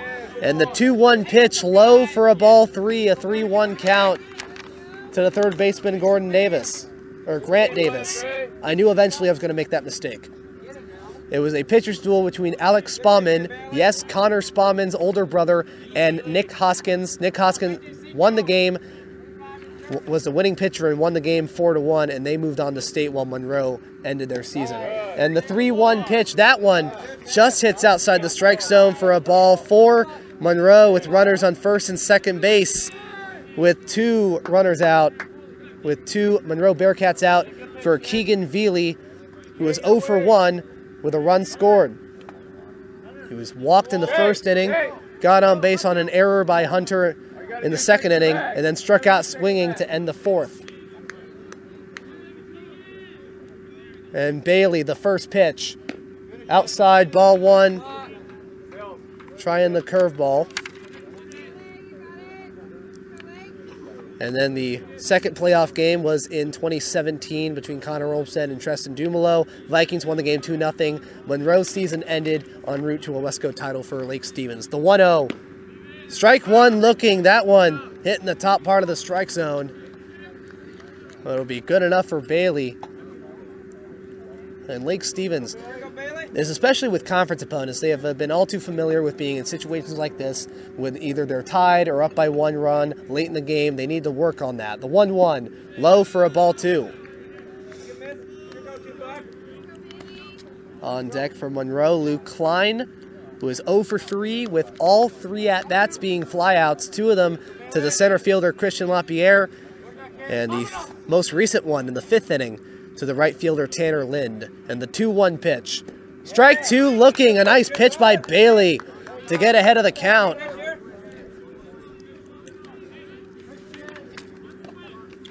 On the catcher Keegan Veely. And during the regular season, Lake Stevens utterly dominated them, especially in the past few years, with the most recent game being here at Lake Stevens High School. This one going to Tanner Lind, and a nice job by Bailey Corley in his first inning of relief. Gets out of a jam, leaving runners on first and second base to end the top of the 6th. And this is a game that Josh White definitely likes to see. This is a game where relief pitching has definitely improved. It is no runs on 1 hit, no errors, 2 runners left on. Still a game still tied at 1 as the freshman Ryan Lynch goes back on the mound in the bottom of the 6th inning. He'll face off against Bailey Corley this time. Trey Long and Will Wentz. As again, the game is still tied at 1 between Monroe and Lake Stevens. Don't worry, folks, we're getting to the good stuff. Bottom of the 6th inning. And we are now back into the bottom of the 6th inning. Game is still tied at 1 between Lake Stevens and Monroe. Ryan Lynch facing off against another pinch hitter. This one, instead of Bailey Corley, I kind of jumped the gun there when I said that. It'll be number 14, Aaron Lampinen. First pitch is strike 1 looking. And the 0-1 pitch, a fly ball, goes out for a foul right past the Lake Stevens dugout. And not Bryce Mefford, why was I looking at him? Aaron Lampinen with a .308 batting average. He has 4 hits and 13 at-bats. With 5 RBIs, he has scored 3 runs. He has been walked 3 times, and it has struck out 3 times. The 0-2 pitch outside ball 1. And the 1-2 pitch, a strike 3 called. It was a fastball right down the middle for the first out. And it'll bring up Trey Long. He is 1 for 2, hitting an RBI triple in the 4th inning. It was a line shot hit at the right spot in the gap in left center field. It went all the way to the wall, scoring Bryce Mefford from first base, and has scored the only run for the Lake Stevens Vikings in this game. The first pitch from Ryan Lynch. And Trey will get hit, and he will walk to first base. It is the 2nd time this season that Trey will be hit. And the Vikings have the game-leading run.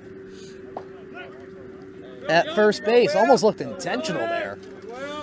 And it'll bring up Will Wentz, who was 0 for 2 with a flyout and a strikeout. Fly ball, first pitch. This one will go out for a foul ball. This one going behind the Lake Stevens bullpen for an 0-1 count.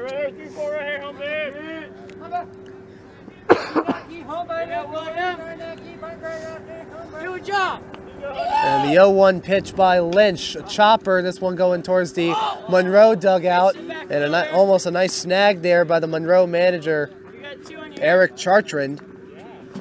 No balls and 2 strikes.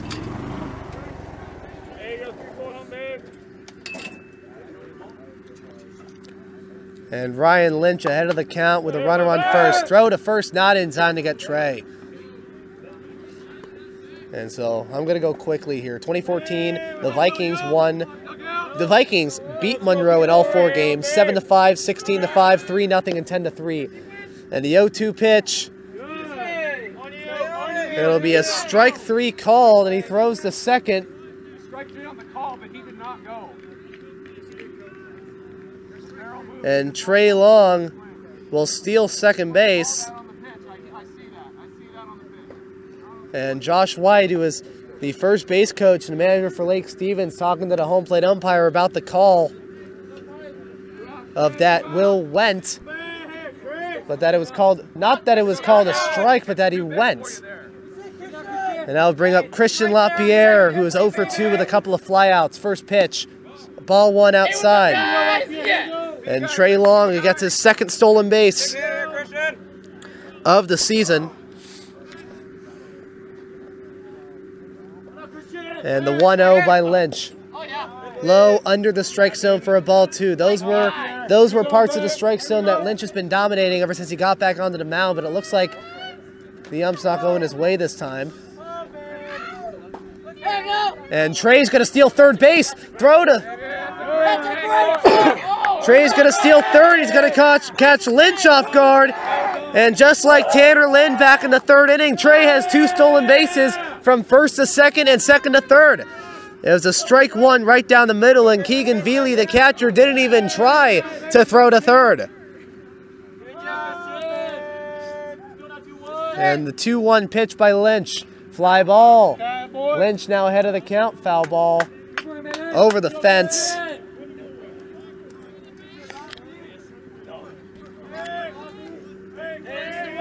For a foul. And Lynch ahead of the count, 2-2. Hard hit ball. This one going in the left field. Going to the left fielder, Connor Spaulding, and it will end the 6th inning. There'll be no runs on no hits, no errors, and 1 runner left on. Game still tied at 1. And it'll be a new pitcher for the Lake Stevens Vikings. And it was the winning pitcher in Wednesday's game, number 17, Xander Fogel, who will come back on the mound for his 2nd appearance of the year. In his 2nd consecutive game, he'll face off against the 3, 4, and 5 hitters of Luke Klein, Efton Chisholm, and Ryan Witt in the top of the 7th inning. Game still tied at 1. And we are now back into the top of the 7th inning. Game is still tied at 1 apiece between Lake Stevens and Monroe. The Vikings bringing in a new pitcher, that is number 17, the sophomore Xander Fogel, against Luke Klein. First pitch, a strike 1 looking. Xander Fogel, he pitched in Wednesday's game at Mount Vernon for Will Wentz in the 6th inning. The 0-1, check swing, ball 1. As Xander Fogel, he threw an inning and 2/3, allowing no hits, no runs, no walks, and struck out 2 batters, getting the win and the 1-0 win over Mount Vernon. The 1-1, a ground ball. This one going to Hunter Zalesko right near the second base bag. Throws to first, and he gets him in time for the first out. A nice heads-up play by both the shortstop Zalesko and the first baseman Wentz to get the first out of the 7th inning. And it'll bring up the cleanup hitter, Efton Chisholm. He is 2 for 3 with 2 singles. And along with Ryan Witt, has been some of the top contributors for the Bearcats in today's game. And the first pitch by Xander. Check swing. Did he go? Yes, he did. Strike 1 looking. And Xander Fogel getting the sign from the catcher, Trey Long. He steps back, wind up, the 0-1 pitch, strike two looking. And in that game, Xander Fogel has had a pretty good ball-to-strike ratio in that game. He had no balls and 5 strikes in the 6th inning. And through 17 pitches, 7 balls and 10 strikes against 3 batters in the 1-2-3 7th inning. The 0-2 pitch, low for a ball 1. And Xander, the 1-2 pitch. Ground ball, this one going to Tate Brust, the third baseman. The throw to first is in time. And another nice play by the Lake Stevens infield to get the second out of the 7th. And it'll bring up the number 5 hitter, Ryan Witt. And it'll be another pitcher in the bullpen for the Monroe Bearcats. That is number 15, Russ Cochran, who is one of the reserves. We have not seen him play yet. Ryan Lynch, he was a reserve, and he was on the mound. They'll probably replace him in the 7th. First pitch, a 1-hopper to the catcher, Trey Long, ball 1.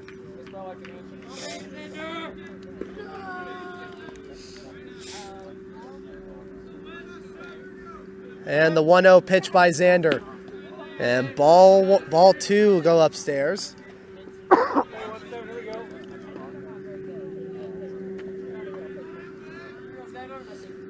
And the 2-0 pitch, Xander behind the count. Strike 1 looking, a nice pitch by the sophomore Xander Fogel. Xander, he's been mainly used, from what I was told, he was mainly used as a starting pitcher for Lake Stevens junior varsity team, which has been really good for the past few years. And the 2-1 pitch, a strike 2 looking, 2-2 count, using the curveball. And Xander Fogel, he was an addition, he was a last-minute addition by Josh White because the Vikings used so many relief pitchers in Tuesday's loss to Mount Vernon in the first game. And the 2-2 pitch, a swing and a miss, but it'll be a foul ball and it'll hit off the catcher's mask of Trey Long. So Xander still ahead of the count. And the 2-2 pitch by Xander, fly ball, that is out for a foul ball, goes behind the Lake Stevens bullpen. And Xander with a chance to finish off the 7th inning.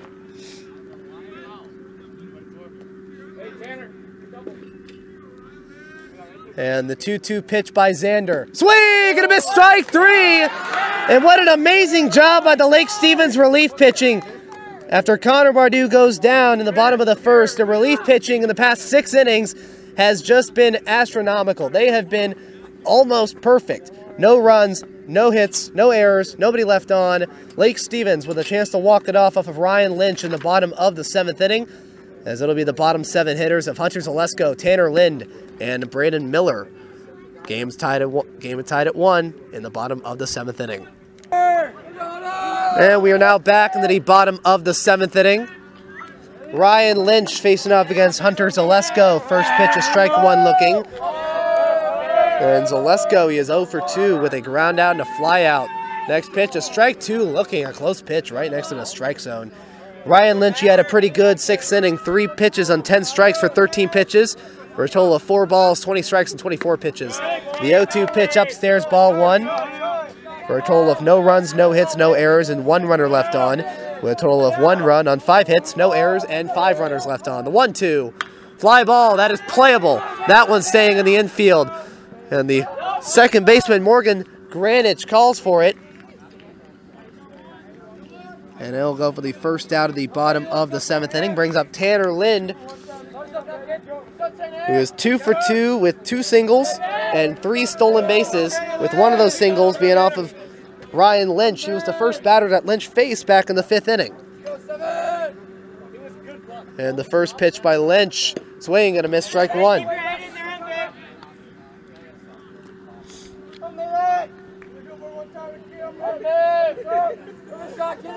And the 0-1.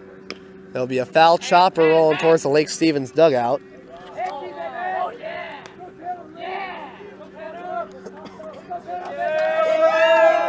And Ryan Lynch ahead on the count once again. The 0-2 pitch. Fly ball, that's foul. Lake Stevens today, they are wearing their home white uniforms. Monroe, they are wearing gray pants, black socks, black jerseys, orange letters and orange numbers, and a black hat with a big black M on the front. The 0-2 pitch outside and upstairs for a ball one.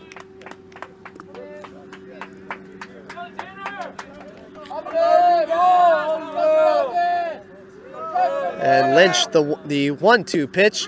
Strike three called. That one hit in the bottom part of the strike zone, and another questionable call against the Lake Stevens battery here in this game. It is strikeout number 3 for David. I almost said David Lynch. Ryan Lynch. It'll bring up the number 9 hitter, Brandon Miller. He got hit in the last time up against Lynch. First pitch upstairs for a ball one. And the 1-0, check swing, did he go? No, he did not, ball 2.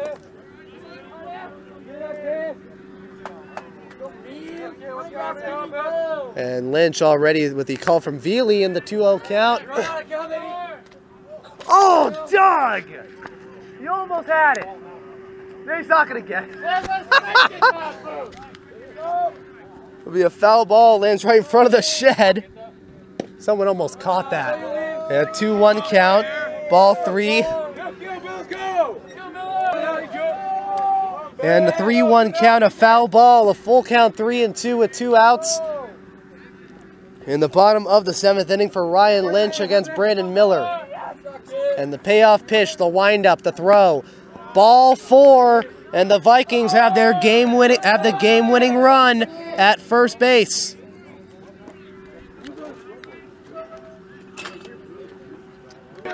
Lake Stevens will now go back to the top of the order for the 4th time around. Ben Pizer will come to the plate. The throw to the first baseman, Gordon Davis, not in time to get Brandon Miller. Ben Pizer, he is 0 for 3 with a couple of groundouts and a flyout. Throw to first, not in time.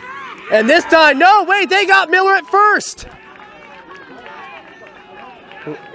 Ryan Lynch, using the speed that he has used to throw to first to his advantage, is able to get Brandon out at first base to catch him, try and get him out at first base just in time, and that will end the 7th inning. No runs, no hits, no errors, nobody left on.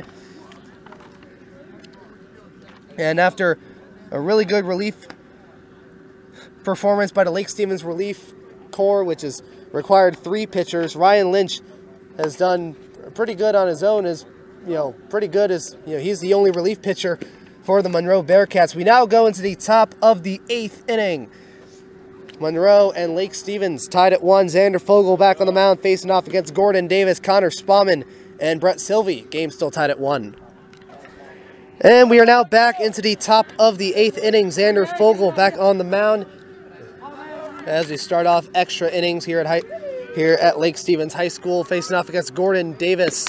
First pitch, a strike 1, looking right down the middle. It is the first extra inning game for the Lake Stevens Vikings, as they are in their 13th game. The 0-1 ground ball. This one getting into the glove of the first baseman, Will Wentz, for the first out of the 8th. Now we'll bring up the number 7 hitter, Connor Spauman, who was 1 for 3 with a leadoff single in the 6th off of Bailey Corley and was stranded at second base.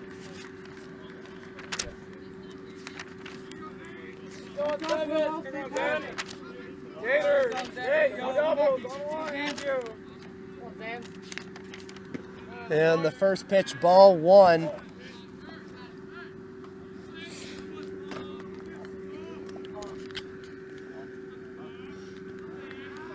And Xander, the 1-0. Swing and a miss, strike 1.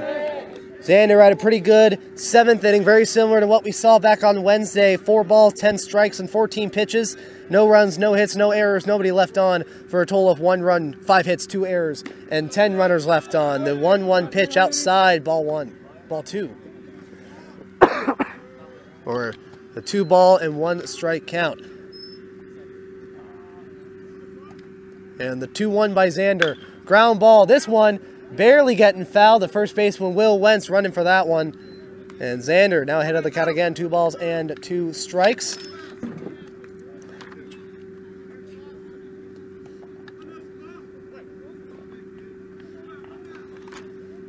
And Xander, the windup in the 2-2 Fly ball. That is, looks like it's playable. Tanner Lind running for it in right field.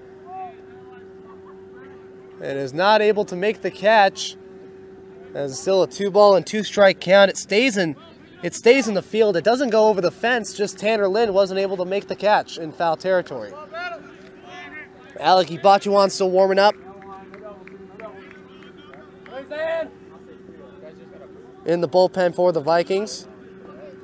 And still a 2-ball and 2-strike count. The windup by Xander. Hard hit ball. This one going in the center field. Christian LaPierre is there and will make the catch for the second out of the 8th. And it'll bring up the number 8 hitter here in the 8th inning.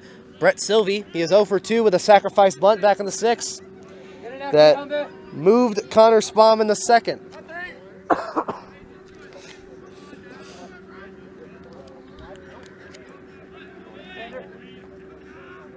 And the windup in the first pitch to Xander Fogel outside for a ball 1.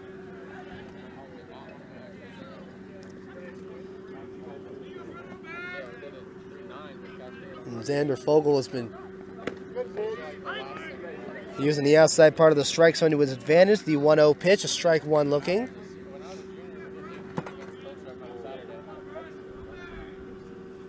And the 1-1. Swing and a miss, strike 2 on Sylvie. It was above the strike zone, and Sylvie is chasing that one.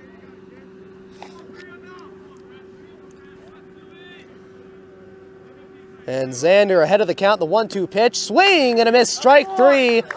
And that will end the top half of the 8th inning. No runs, no hits, no errors, and nobody left on. Highlighted by Xander Fogel's second strikeout of the afternoon. It is still no score as Lake Stevens, they still have a chance to walk it off. And it'll be number 11, Ryan Lynch, once again on the mound for his 4th inning of relief. Facing off against the top 3 hitters, Ben Pizer, Theron Perkins, and Aaron Lampinen. As far as we know, until we get any more information regarding that, Aaron Lampinen will come back. It will probably be Xander Fogel. He currently has his helmet on as we come back into the bottom of the 8th inning. Game still tied at 1. Ryan Lynch still on the mound. Again, it'll be the top 3 hitters, Ben Pizer, Theron Perkins, and number 17, Xander Fogel. And we are now back into the bottom of the 8th inning. Ryan Lynch facing off against the leadoff hitter, Ben Pizer, for the second time around. First pitch, a ball 1, goes outside of the strike zone.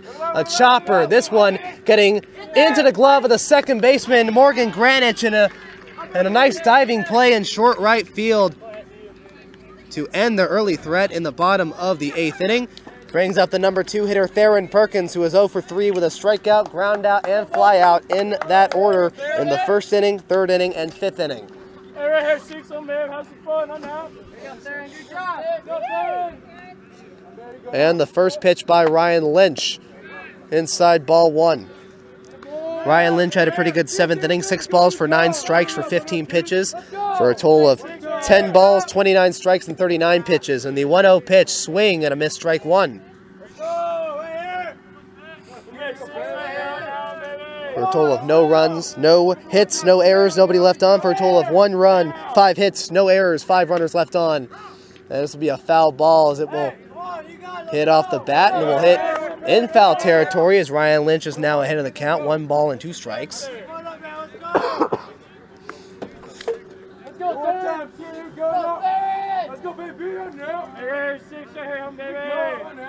And the 1-2 pitch by Lynch. And it'll be a swing and a miss way on top of the strike zone. He was reaching for that one, but it'll be a foul ball. And Theron's still alive.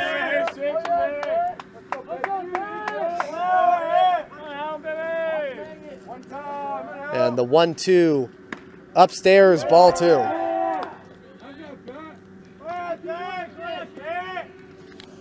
I'm just going to say this right here. I've started broadcasting for this team in 2012. 2-2 pitch, foul tip, hits the fence. And I have seen a handful of games that have went into the 8th inning. I have never seen a game go into the 9th inning or the 10th inning. Never a game that I've broadcast. There was a game that was in the 10th inning back in 2013 that Jackson beat Snohomish. The 2-2. A slow grounder going to the third baseman, Grant Davis, who throws to first. Did he beat the throw? No, he didn't. and it got him out. A nice pick by the first baseman, Gordon Davis, to get it in the glove for the second out of the 8th inning. And it'll bring up number 17, Xander Fogel, making his first varsity at-bat. And it's a pretty important one. First pitch to Ryan Lynch. Swing and a miss, strike one.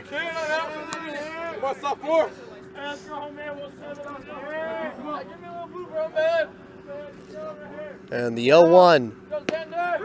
Strike two looking. Lynch moving out of the... No, not Lynch. Fogel moving out of the way a little bit. It's an 0-2 count. And the 0-2 pitch. Hard hit ball. This one getting into left field. And Xander Fogel, in his first varsity at-bat, gets his first varsity hit. And the game-winning run is at first base once again. Now we'll bring up Trey Long. There was a time earlier in the game, back in the 4th inning, where he hit a ball so hard that Bryce Mefford, who was pinch running, scored from first. Now Bryce Mefford is pinch running for Xander Fogel. In that instance, it might actually happen again. Trey Long, the first pitch from Lynch, low for a ball 1. Trey Long is 1 for 2 with that RBI triple in the 4th. He got hit in the 6th, got 2 stolen bases, and he in the 6th inning, and flew out to the second baseman in the 1st inning. And the 1-0 pitch, swing and a miss, strike one. He was trying to get a swing with that same amount of power as he had back in the 4th inning. Throw to first, not in time to get Bryce.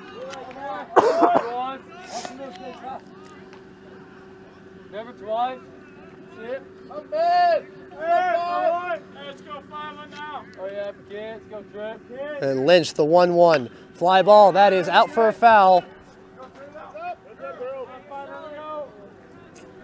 And that one getting right near a few kids over there. And Lynch now ahead of the count at 1 ball and 2 strikes and has a chance to end the 8th inning. And Lynch the 1-2. Swing and a miss, strike 3. And Ryan Lynch will get out of the 8th inning. The game still tied at 1 apiece. No runs, 1 hit, no errors, and 1 runner left on. Is the end of the 8th inning. We go into the top of the 9th. Xander Fogel back on the mound, facing off against the 9-1-2 hitters of Morgan Granich, Grant Davis, and Keegan Veely. The first time that Fogel will face those 3 batters. As we go into the top of the 9th, game still tied at 1. And we are now back into the top of the 9th inning. This game tied at 1. Xander Fogel back on the mound. He'll face off against a pinch hitter in number 9, Andrew Haight. First pitch, a strike 1 looking. Haight spelled H-A-I-G-H-T. It'll be a pinch hitter batting for the second baseman, Morgan Granich. And the 0-1. A nice pitch inside for a ball 1. Xander Fogel, pretty decent 8th inning. 3 balls, 9 strikes, 12 pitches for a total of 7 balls, 19 strikes, and 26 pitches with all zeros. The 1-1. Fly ball, that one's going to go into short right field. Tanner running for it, making the catch. Did he make it? No, he didn't. Tanner Lind, he'll drop the ball. It'll be an infield. It'll be a leadoff single for Andrew Haight. It is the first base hit off of Xander Fogel this year as a varsity pitcher. And it'll now go back to the top of the order for Grant Davis. Timeout by Lake Stevens. Josh White going to the mound along with the entire infield.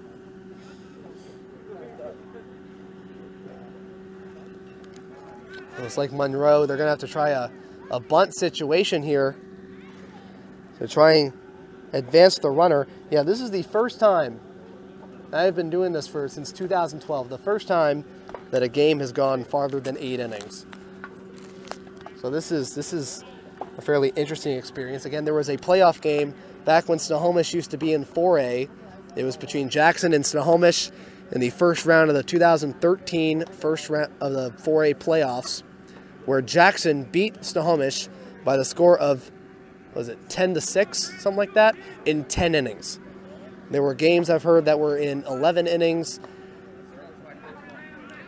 And I don't know if there were any games longer than that. Not any I know of. But it will be interesting to see. It'll be interesting to see when I look up. Now that's what I'm going to research when I get home.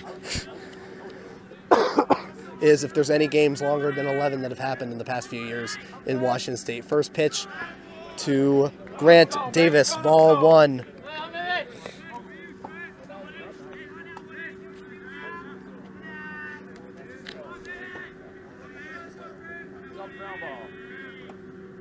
And the 1-0. Strike 1 looking. A nice pitch by the sophomore Xander Fogel.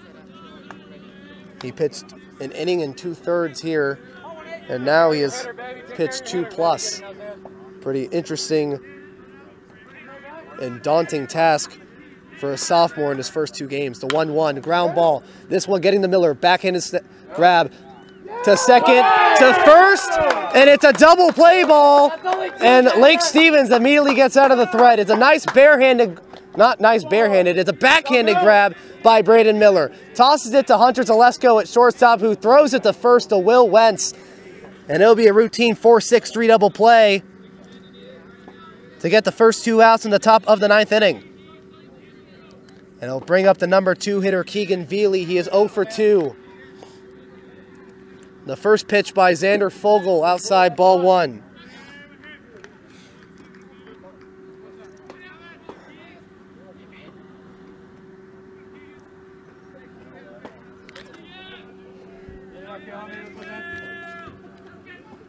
And Xander the 1-0. Outside, ball 2. Xander trying to get the outside part of the strike zone, see if he can get any calls towards his way.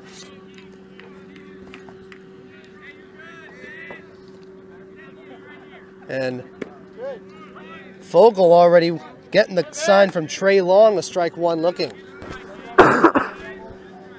And Keegan Veely, he was walked in the first inning and scored the only run for Monroe. Got on base on an error by Zalesko, struck out swinging and flew out to right. The 2-1 pitch upstairs for a ball 3. Right back to you. Give him a lot of confidence. Come on, baby. Come on right here, kid. And the windup and the 3-1. Ground ball, this one getting into the hole in left field. And it'll be a 2-out single for Keegan Veely, his first hit of the afternoon. And it'll bring up Luke Klein. Keep in mind, Luke Klein, last year he was 0 for 8. Today, he is 0 for 4. Great chance here. Middles, communicate on the bag. Coverage on the bag. And Luke Klein, he flew out in the first 3 times and grounded out to the shortstop, Hunter Zalesko, back in the 7th for the first out. First pitch, a strike 1 looking.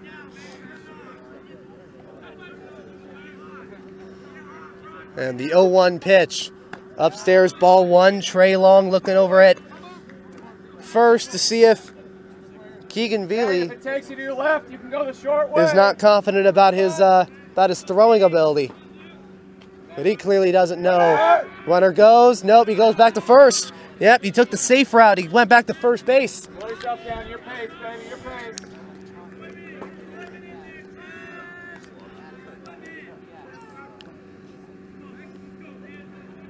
Trey Long, after striking out, he got a little bit angry. And when he's behind home plate, you don't like it when Trey's angry. The 2-1. Ground ball, this one getting into the glove of Miller, who tosses it to second in time. It's a nice recovery by Braden Miller to end the top of the 9th inning. We will now go into the bottom of the 9th inning. Lake Stevens with more energy than ever going into the inning. Going into hit for any inning. Ryan Lynch, 57 pitches through 4 innings. He is back on the mound in the bottom of the 9th. It'll be Will Wentz, Christian Lapierre, and Hunter Zalesko, the 5, 6, and 7 hitters for the Lake Stevens Vikings. Still tied at 1 as we go into the bottom of the 9th inning.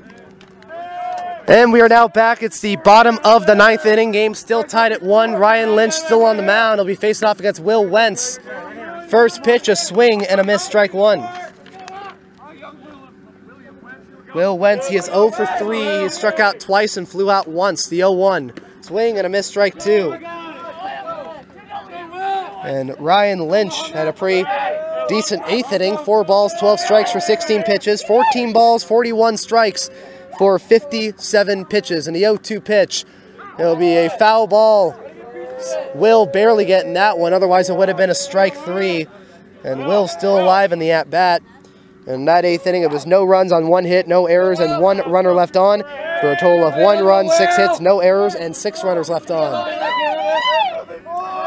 And Lynch ahead of the count again, the 0-2. Hard hit ball. This is a slow fly ball to the shortstop Ryan Witt, who makes the catch for the first out of the bottom of the 9th. And here is Christian LaPierre. He is 0 for 3 with 3 flyouts, 1 to the center fielder Luke Klein and 2 to the left fielder Connor Spauman. And the first pitch by Lynch, swing and a miss, strike one. Let's go. What a healthy hack you got there. And the 0-1 already. Ground ball, this one barely getting foul as it gets past the first base line with the first baseman Gordon Davis running after it. Also, Andrew Haight, the pinch hitter for Morgan Greenwich, will not play second base as he has returned. He is, as Darryl is, so far no defensive changes for the Bearcats and no defensive changes for the Lake Stevens Vikings either. All of the pitchers that they have used have been reserves. And the 0-2 pitch. Fly ball, this one going in the center field. Luke Klein is under it. Will make the catch and is the end of the... Oh no, now it's not the end of the 9th. I almost said it was the end of the 9th right there. But it is not. It's actually the second out. And Hunter Zalesko will come out to the plate. He is 0 for 3. With a chopper to the catcher, Keegan Veely. Fly out to right. Fly ball to second base. First pitch, a hard hit ball. This one landing in the gap in left center field, and Hunter Zalesko, the sophomore, gets his first hit of the afternoon. And now he represents Lake Stevens' game-winning run. Here is Tanner Lind. He is 2 for 3. He got a single off of Ryan Lynch a while back, a very long while back in the 5th inning, his first inning of play. Hard to believe you say that. Throw to first, not in time. Did he get him? Nope. Dropped the ball. The first baseman, Gordon Davis, had it, but he dropped the ball. And that may be crucial in this inning.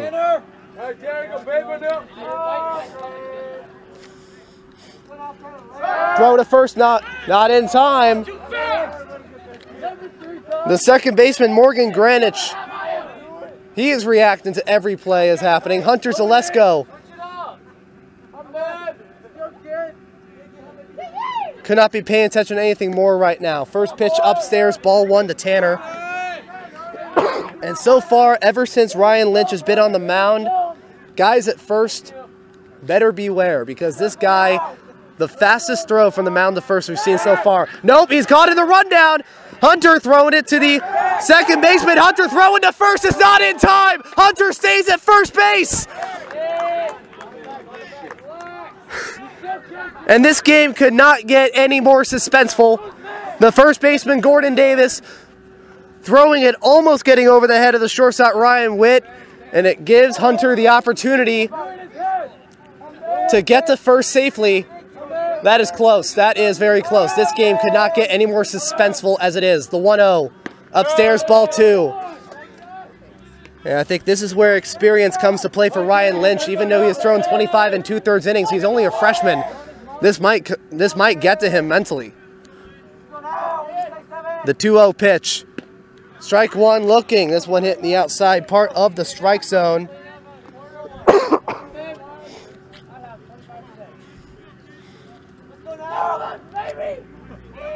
And Lynch, throw to first, not in time. Did he get him? No, he didn't. Hunter Zalesko doing a pretty good job of staying at first base.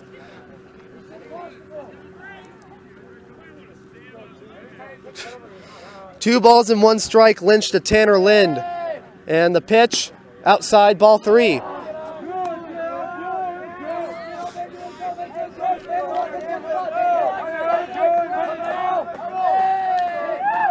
And the 3-1 hard hit ball, that's foul. It'll hit off of the Monroe bullpen fence. It'll be a full count 3-2 with 2 outs.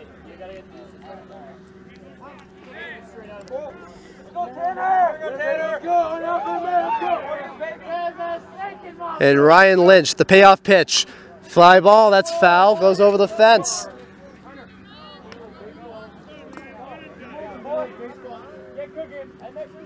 It is now officially 6 o'clock. This game has lasted 2 hours. This game should have ended about a good 20 minutes ago, but we don't know what's going to happen. Throw to first, not in time. Hunter Zalesko doing a pretty good job. His first was a couple of times to Bryce Mefford, or no, it was Bryce Mefford, Braden Miller, and Hunter Zalesko, and it'll be a payoff pitch. It'll go outside for a ball for Lake Stevens. The first time in extra innings that they have multiple runners on base. And here is Braden Miller with a chance to be a walk-off hero for the Lake Stevens Vikings in the bottom of the 9th.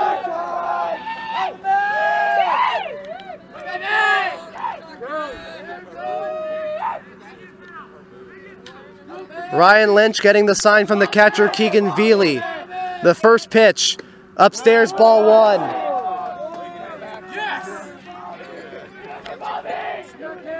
I think we can make the assumption that experience might come to play here. He's only a freshman. He may be good, but he's only 15 years old. The 1-0, strike 1 looking right down the middle. It's the first time the entire dugout has done that. I don't know if you heard that, but I think that was the first time that the dugout has ever done that. It was synchronized. It was unison. The 1-1. Ground ball, this one getting into the gap in left field. Hunter's running around third. The Vikings have won the game, 2-1 on a walk-off single by Braden Miller. Woo! Braden Miller, the 9-hitter, is the hero here at Lake Stevens High School. And I think I just hit puberty there for a good couple seconds. A very important game. Hunter will score from second. This one barely getting past the glove of the shortstop, Ryan Witt. And it took 2 hours. A lot of suspense and a lot of testosterone. But the Lake Stevens Vikings will win this game by the final score of 2-1. The winning pitcher is Xander Fogel. Congrats to him. Congrats to the Lake Stevens relief pitching. They have done an amazing job after the unfortunate incident that has happened to Connor. Throwing, what is it? 1, 2, 3, 4, 5, 6, 7, 8 innings of scoreless relief pitching. Led by Jacob Borla, who threw 4 innings, Bailey Corley, who threw 1 inning, and Xander Fogel, who threw 3. This is amazing. But he also got to give credit to Monroe, too. And my assumptions came into fruition after that hit by Miller. And that is that experience did come to play. Sure, he's a really good pitcher. He has an ERA around 1.3 in the game, coming to the game, but he's only a freshman. He has time to mature. He has time to improve. And someday, this guy will be known as one of the best pitchers in the state because he looked really good. But unfortunately, he will get the loss. He is now 2-3 on the year. The Lake Stevens Vikings will play against Monroe next Tuesday on April 24th at Monroe High School. Oh, boy. Where, best assumption, it'll be Will Wentz versus Ryan Witt. Ryan Witt was last year's ace pitcher for the Monroe Bearcats. It's either going to be Ryan Witt or Connor Spaulding pitching for the Monroe Bearcats. And Will Wentz will be on the mound for Lake Stevens as they travel to face their division rivals, the Monroe Bearcats. My name is Payne Patchett. You've been listening to Lake Stevens Vikings Varsity Baseball. And we will see you on Tuesday, April 24th, 2018.